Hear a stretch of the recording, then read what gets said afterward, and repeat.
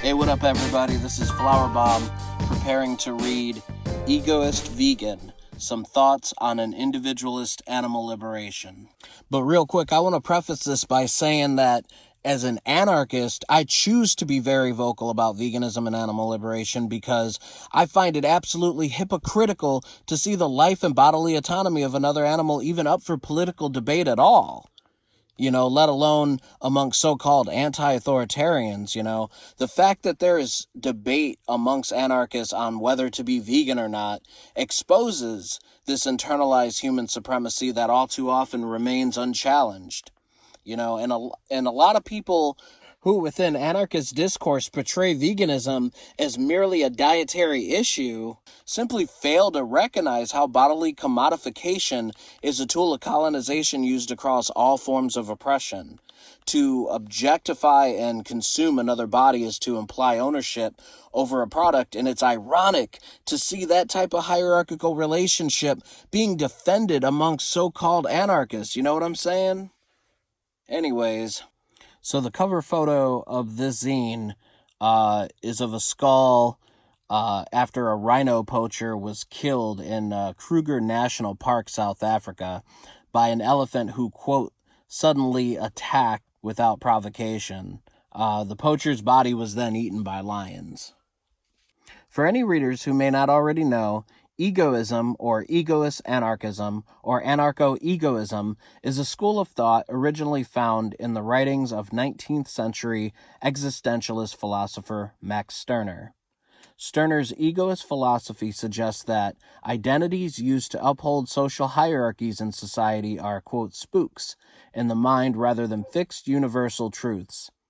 The personal acceptance of these spooks as irrefutable truths ultimately plays into the normalization and maintenance of industrial society. Rather than personal surrender to these spooks, including the very notion of society itself, Stirner's egoism suggests an individualist rejection of any and all social constructs used to preserve hierarchical control and domination. To affirm the individual is to destroy the species. I find myself experiencing bio-ecocentrism as egocentrism. From this, I have found a union of egoists that includes all living beings, where anti-speciesism is a living encounter, not a dead moralistic revolutionary cause. Julian Langer from An Egoist Destruction of Species Being and Speciesism. In the quote above, Langer beautifully summarizes individual as ungovernable by species, recognizing an anti-speciesist union with all other living beings. Human supremacy is one of many worldviews that attempts to transform complex life into identity-based groupings. My egoist critique of human as an identity and concept is no more sophisticated than my critique of race and gender.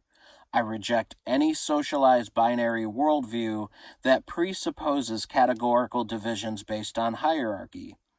Regardless of the noble effects by those who are bound and determined to reform and redefine what it means to be human, humanism, in my opinion, will always be an enemy of the wild, of those who adapt badly to the civilized life of caged conformity.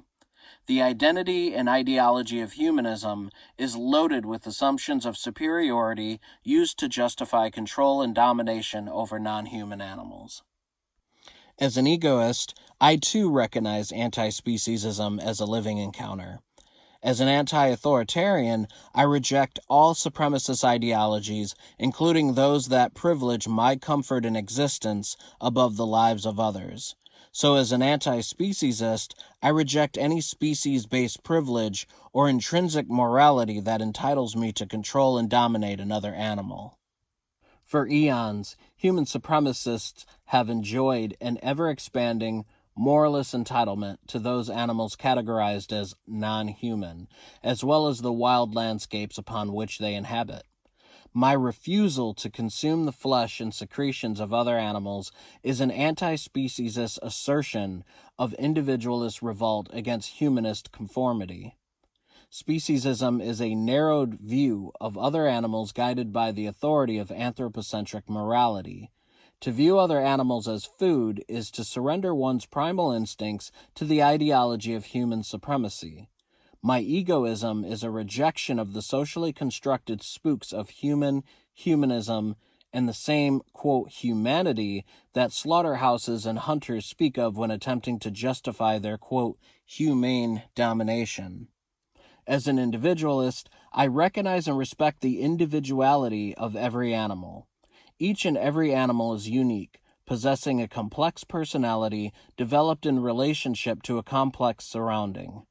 But similar to the homogenizing effect of other forms of oppression, speciesist oppression limits its understanding in order to tranquilize potential empathy shared between human and non-human animals. This ultimately creates a dominant, one-sided narrative which is used to portray non-human animals as merely objects rather than individually unique, complex living beings. For example, when placed in labs under stress and tortured with human-made devices, non-human animals are viewed as mere test subjects, instrumental to the, quote, greater good of human scientific progress. Non-human animals are not only reduced to products for dietary consumption, they have all become a categorical monolith. And in order to enforce this view and treatment of non-human animals, human supremacy must be collectively reproduced on an individual level. Just as any other socio-political doctrine of supremacist ideology, human supremacy demands nothing less than participant conformity in order to uphold its power and values. Humanity celebrates its victorious dominion with holidays, culture, and familial traditions. Its separation from the wild resembles an insular prison built by the confines of industrial society. And within this prison, at every family gathering, the charred corpses of those deemed inferior are cut up and served for consumption. The bodies and bodily secretions of these dead animals are fortified with nutritional value to justify filtering nutrients through their consumption.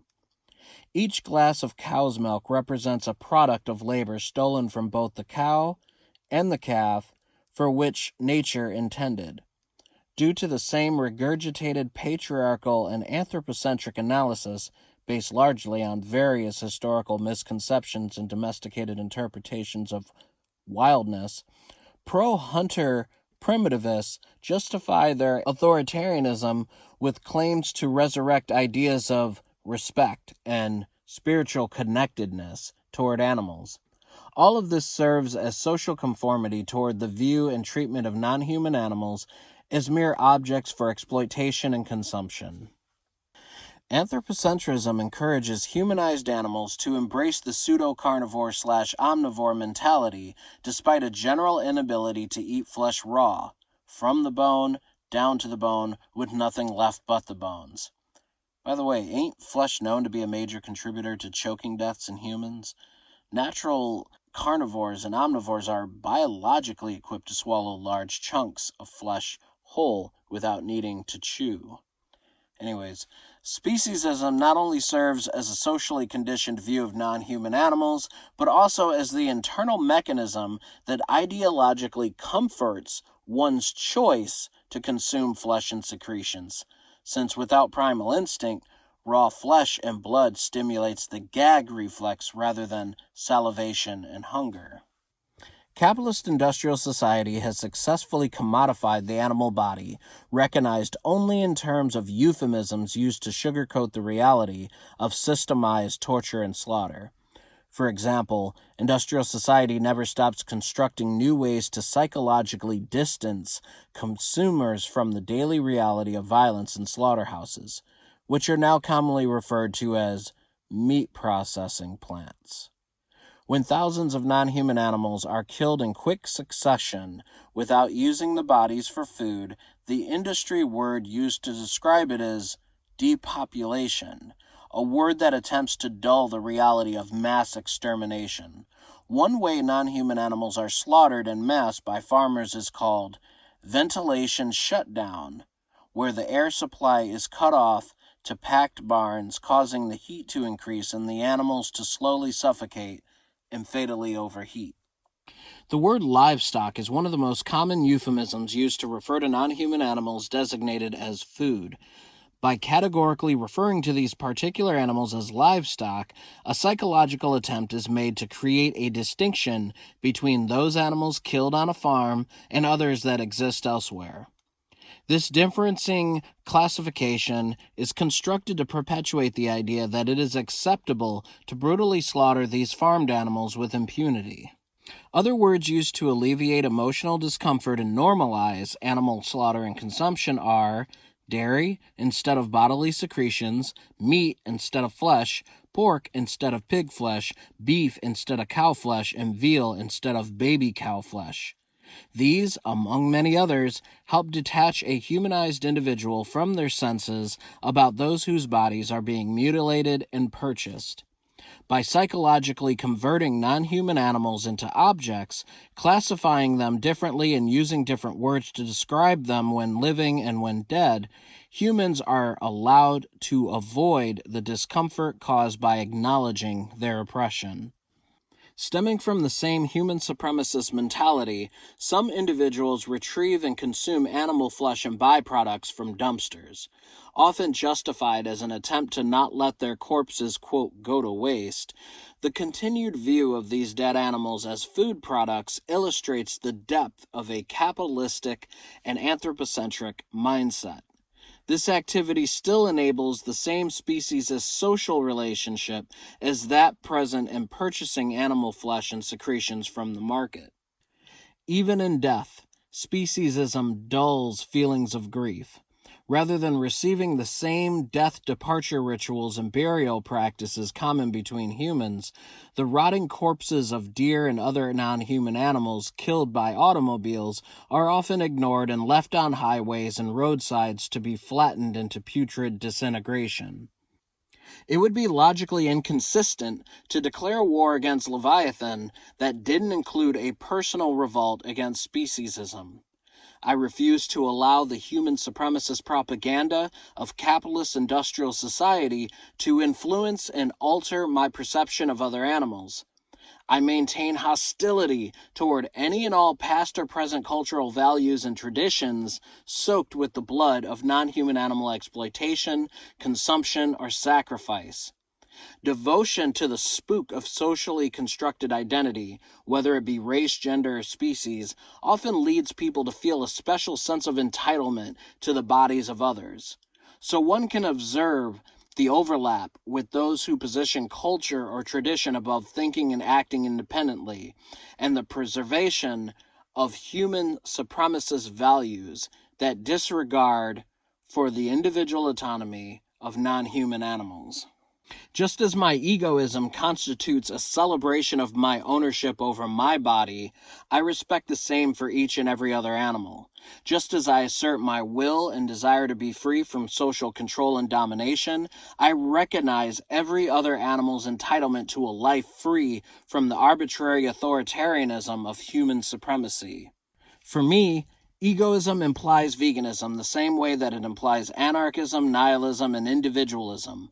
But without action, these are mere phantoms, hollow concepts of self-assigned categorization. As labels, they only have the power to describe anti-authoritarian relationships. These labels become more unnecessary when transformed into lived experience, a lifestyle of eco-revolt where actions define individuals more precisely than philosophy. As an anti-speciesist anarchist, I have a vegan relationship with all animals. I acknowledge the hypocrisy in the idea of advocating for their liberation while fulfilling the humanist role of actively consuming them. Some may consider me a lunatic loner whose egoism will discourage the world from seeing veganism in a positive light. Perhaps some will interpret my passion as too abrasive, confrontational, even puritanical.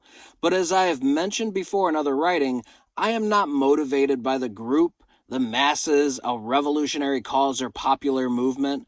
I am motivated by the present reality which at full volume informs my senses of an ongoing war against the wild. a war that includes the normalized practice of relating to other animals as mere products and resources to be exploited, tortured, and consumed. If I am thoroughly an egoist, then I recognize the ego of others and the desire of that ego to not be controlled or dominated. I own nobody and nobody owns me. This social relationship does not constitute a form of politics. Politics implies social governance guided by an external authority. My lifestyle is an anti-politics, rejecting all anthropocentric power and authority constructed to govern my social interactions with other animals. My refusal to view non-human animals as, quote, food for consumption can easily be understood as a primal expression of this anti-authoritarian lifestyle. My vegan egoism is not a liberal political program to be recognized and watered down by mass society. It is best understood as an antisocial lifestyle that actively negates the moralist social order of human identity and supremacy. My vegan egoism is without foolish optimism and utopian expectations. There is no vegan, or even anarchist or communist for that matter, cause or movement capable of bringing down capitalist industrial society. Rather, there are only egoist vegans, savage individualities who declare animal liberation through confrontation, fighting hopelessly within the abyss of permanent conflict with Leviathan. I am vegan as I am an animal, an egoist, a nihilist, and an anarchist. As an animal, I see my liberation intertwined with the liberation of other animals, a union of egoists that meet and disperse with informality within the war zone of animal liberation. To those who pledge allegiance to the social doctrine of human supremacy and have decided me an enemy, I say to them, let the hunt begin.